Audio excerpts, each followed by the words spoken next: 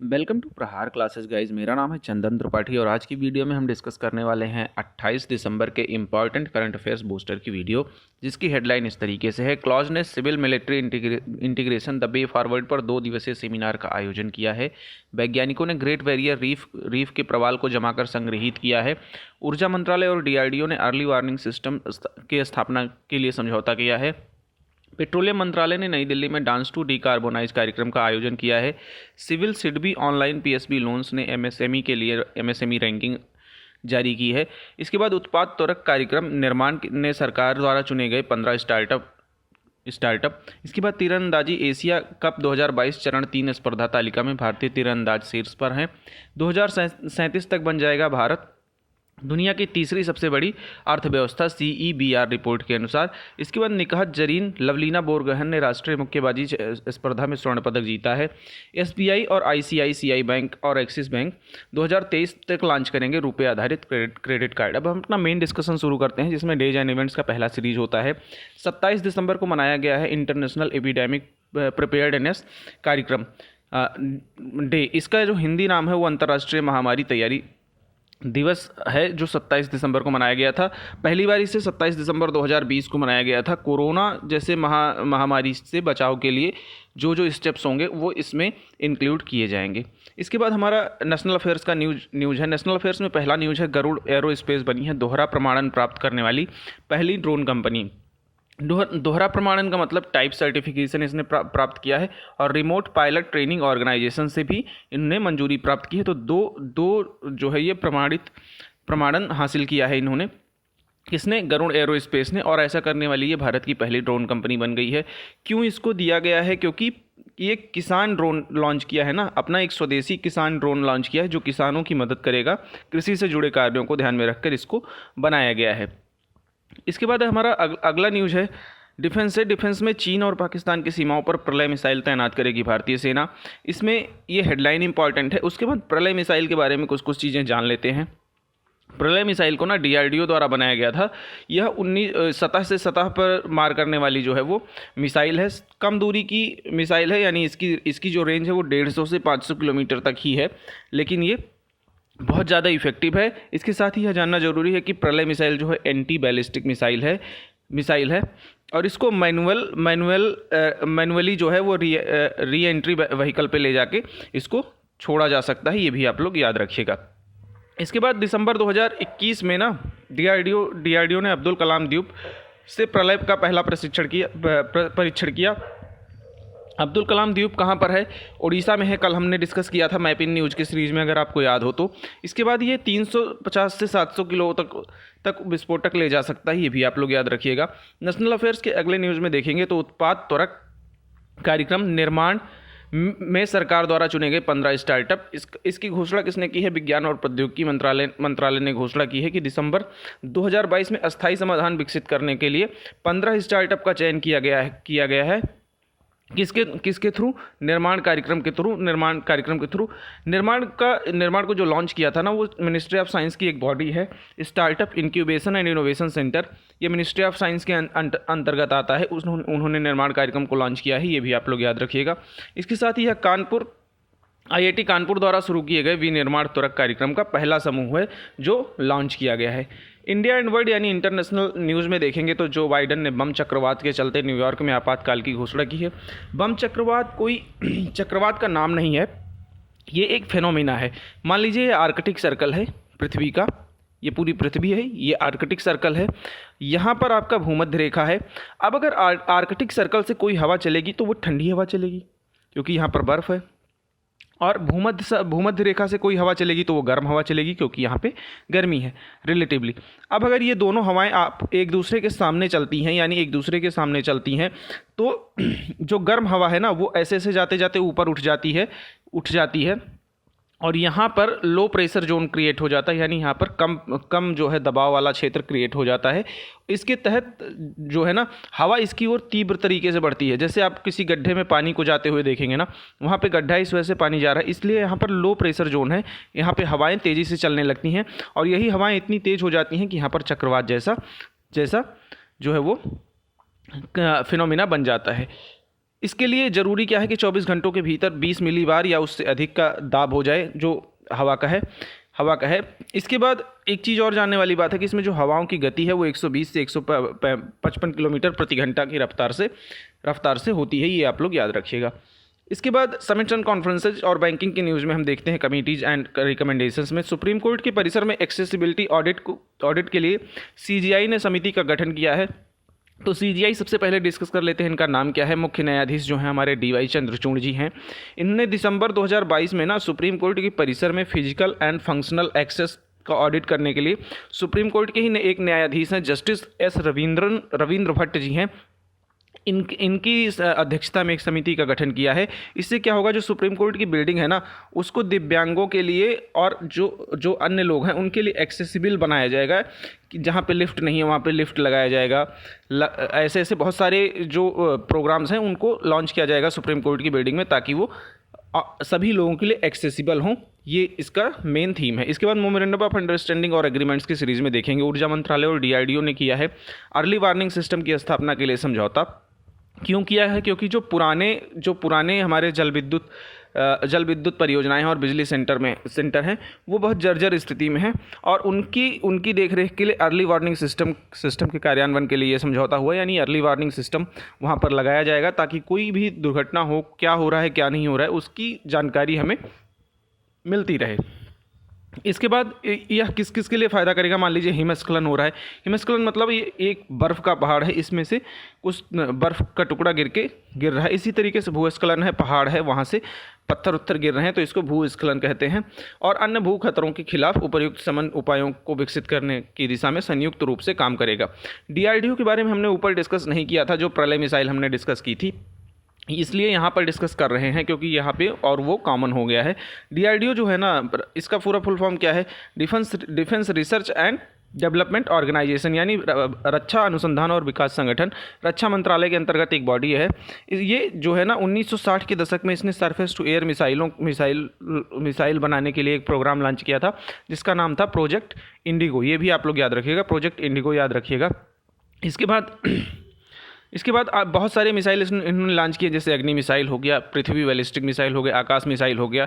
इसके साथ ही डीआरडीओ के अध्यक्ष के बारे में हम डिस्कस कर लेते हैं। यहाँ इनके जो अध्यक्ष हैं वो डॉक्टर समीर वी कामत जी हैं। डीआरडीओ का मुख्यालय नई दिल्ली में है और डीआरडीओ का गठन 1958 ईस्वी में हुआ था। ये भी आप लोग याद रखिएगा। समिट्स एंड कॉन्फ्रेंसेज की सीरीज में देखेंगे तो क्लॉज ने सिविल मिलिट्री इंटीग्रेशन पर 2 दिवसीय सेमिनार का आयोजन किया है। सिविल मिलिट्री इंटीग्रेशन से ही आप लोग जान गए होंगे। सिविल का मतलब क्या होता है? आम जनता। मिलिट्री का मतलब जो होता है हमारे आर्म्ड फोर्सेज से हैं और इंटीग्रेशन का मतलब होता है समावेशन। यानी इन दोनों लोगों का समावेशन के लिए एक सम्मेलन का आयोजित किया गया है जिसको क्लॉज ने किया है। क्लॉज एक स्वतंत्र थिंक टैंक है जिसका फुल फॉर्म है centre for land warfare studies है। इन्होंने इसका जो है वो सेमिनार आयोजित किया है नई दिल्ली में। ये आप लोग याद रखिएगा। तो सिविल और मिलिट्री के बीच समन्वय स्थापित करने के लिए, बेहतर कोऑर्डिनेशन स्थापित करने के लिए इस सेमिनार का आयोजन किया गया है जिसमें जनरल अनिल चौहान जो हमारे सीडीएस हैं वो भी प्रेजेंट थे। इसके बाद जनरल मनोज पांडे जी प्रेजेंट थे जो COAS हैं हमारे यहाँ के। ये भी आप लोग याद रखिएगा। इसके बाद इंडेक्स एंड रिपोर्ट्स की सीरीज में देखेंगे तो 2037 तक भारत बन जाएगा दुनिया की तीसरी सबसे बड़ी अर्थव्यवस्था। कौन सी रिपोर्ट के तहत? CEBR रिपोर्ट के तहत। ये एक UK यानी यूनाइटेड किंगडम स्थित है जिसका फुल फॉर्म है CEBR का centre for economics and business research इसका फुल फॉर्म है। इसने 2022 दिसंबर में ये भविष्यवाणी की थी कि 2037 तक भारत तीसरी सबसे बड़ी अर्थव्यवस्था बन जाएगा। अच्छा, भारत अभी भी तीसरी सबसे बड़ी अर्थव्यवस्था है, लेकिन किस मामले में? PPP के मामले में, यानी परचेजिंग पावर पैरिटी के मामले में भारत तीसरे स्थान पर है और वैसे अभी 5वें या 6वें स्थान पर है। खिसकता रहता है तो ये कन्फर्म नहीं है, लेकिन तीसरे स्थान पर है परचेजिंग पावर पैरिटी के मामले में। यानी परचेजिंग पावर पैरिटी क्या होता है? मान लीजिए आप अमेरिका में हैं और $1 का आप जो है वो सिर्फ एक कॉफ़ी पाते हैं और $1 की कीमत अपने यहाँ है 80 रुपये। 80 रुपये में आप एक कॉफ़ी और कुछ नाश्ता वगैरह भी पा जाएंगे। तो यानी $1 में अमेरिका में आप सिर्फ एक कॉफ़ी पाए और भारत में एक कॉफ़ी और कुछ अन्य सामान भी पा गए।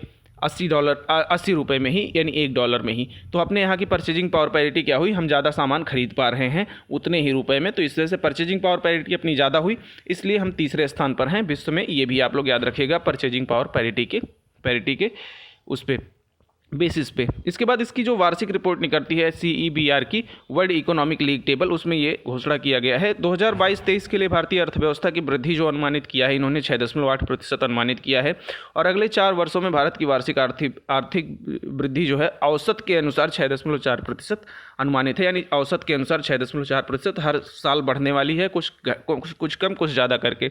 इसके बाद बैंकिंग की न्यूज़ में देखेंगे तो SBI और ICICI बैंक, उसके साथ ही एक्सिस बैंक 2023 में लॉन्च करेंगे रुपए आधारित क्रेडिट कार्ड, ये आप लोग याद रखिएगा। इसके साथ ही ये क्रेडिट कार्ड जो है वो आपके UPI से भी लिंक्ड होंगे, ये आप लोग याद रखिएगा। बाकी चीज़ें इंपॉर्टेंट नहीं है इसमें। इंडेक्स एंड रिपोर्ट्स की सीरीज में देखेंगे तो भारत विश्व के सर्वश्रेष्ठ व्यंजनों की सूची में भारतीय व्यंजन 5वें स्थान पर हैं। पहले स्थान पर इटली को दिया गया है, इटली के खाने सबसे स्वादिष्ट हैं, उसके बाद ग्रीस, उसके बाद स्पेन, फिर जापान, फिर उसके बाद भारत। इसके साथ ही भारत में जो शाही पनीर है ना, शाही पनीर वो पारंपरिक व्यंजनों की रैंकिंग में 50 रैंकिंग में 28वें स्थान पर, ये आप लोग याद रखिएगा। बैंकिंग की न्यूज़ में देखेंगे तो CIBIL SIDBI online PSB loans MSME के लिए MSME रैंकिंग लॉन्च करेंगे, यानी कि MSME अगर कोई MSME कंपनीज़ जो हैं वो लोन लेना चाहती हैं तो उसके लिए एक रैंकिंग जारी हो रहा है कि कौन सी MSME को ज़्यादा लोन देना चाहिए, कौन सी को नहीं देना चाहिए। ये सिबिल सिडबी और ऑनलाइन PSB लोन्स द्वारा जारी किया जा रहा है। पेट्रोलियम मंत्रालय ने किया है नई दिल्ली में डांस टू डीकार्बोनाइज कार्यक्रम का आयोजन। इसका मतलब क्या होता है डांस टू डीकार्बोनाइज का? एक अजीब सी मतलब आपको लगेगा, पर यहाँ पर जो पेट्रोलियम मंत्रालय है ना, एक ट्रैक बनाया है, उस पर अगर आप डांस करोगे तो आपकी ऊर्जा को बिजली में कन्वर्ट किया जा रहा है। ये इसी का प्रोग्राम है, यानी आप स्वस्थ भी हो और प्रकृति भी स्वस्थ बनी रहे। इसके साथ ही भारत 2070 तक ना शुद्ध शून्य उत्सर्जन प्राप्त करने का लक्ष्य हासिल करने का इन्होंने लक्ष्य रखा है कि 2070 तक हम शून्य कार्बन उत्सर्जित करेंगे। ऑर्बिटरीज की सीरीज में देखेंगे तो इंग्लैंड के जो 1966 फुटबॉल टीम विश्व कप थी, इंग्लैंड की जो 1966 की फुटबॉल टीम थी ना जिसने विश्व कप जीता था, उसके एक प्लेयर हैं जॉर्ज कोहेन, इनका निधन हो गया। तो जॉर्ज कोहेन कहाँ के थे? इंग्लैंड के थे। क्या थे? फुटबॉल प्लेयर थे। 1966 के फुटबॉल विश्व कप विजेता की टीम में थे। इनका निधन हो गया है। बस इसमें इतना ही इंपॉर्टेंट है, बाकी चीज़ें इंपॉर्टेंट नहीं है। अपॉइंटमेंट्स की सीरीज में देखेंगे तो शमशेर सिंह बने हैं SBI फंड्स के नए MD और CEO। SBI funds management limited के बारे में चीज़ें डिस्कस कर लेते हैं। ये जो है ना भारतीय स्टेट बैंक और यूरोप के सबसे बड़ी संपत्ति प्रबंधक अमुंडी के बीच एक संयुक्त उद्यम है। इतना आप लोग याद रखिएगा, बाकी शमशेर बहादुर सिंह जी का नाम याद रखिएगा तो काम हो जाएगा। इसके बाद अपॉइंटमेंट्स की सीरीज में केंद्र सरकार ने अनिल कुमार लाहोटी को रेलवे बोर्ड का नया अध्यक्ष नियुक्त किया है। अनिल कुमार लोहाटी कौन थे?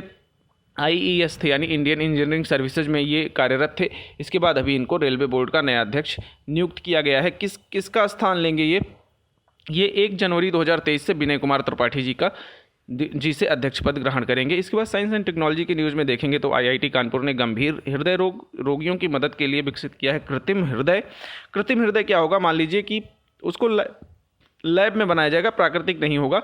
जो हृदय रोग से जो है ग्रसित हैं उनके लिए ये प्रोग्राम बहुत ज़्यादा इफेक्टिव होने वाला है। इसके साथ ही जानना ये ज़रूरी है कि हृदय से रिलेटेड जितने भी इम्प्लांट्स हैं ना, उसमें से 80% उपकरणों को हम बाहर से मंगाते हैं अपने यहाँ, यानी आयात करते हैं, बाहर से मंगाते हैं। वैज्ञानिकों ने ग्रेट बैरियर रीफ प्रवाल को जमाकर संग्रहित किया। ग्रेट बैरियर रीफ कहाँ पर है? पैसिफिक ओशियन में है, प्रशांत महासागर में। सबसे पहली बात तो ये जानने वाली बात है। उसके साथ ही यह जानने वाली बात है कि ये इसको प्रवाल को जो है जमाया क्यों है? जमाया इस वजह से कि जहाँ पर प्रवाल की कमी हो वहाँ पर ले जाकर प्रवाल को बैठाया जा सके, ताकि जो है समुद्री पर्यावरण को शुद्ध किया जा सके। इसका यही लक्ष्य है। इसके बाद स्पोर्ट्स की सीरीज में देखेंगे तो साइकिलिस्ट स्वाति सिंह को मिला है 30वां एकलव्य पुरस्कार। कब मिला है? 24 दिसंबर 2022 को मिला हुआ है। इसमें हमने बहुत सारी चीज़ों को डिस्कस किया है।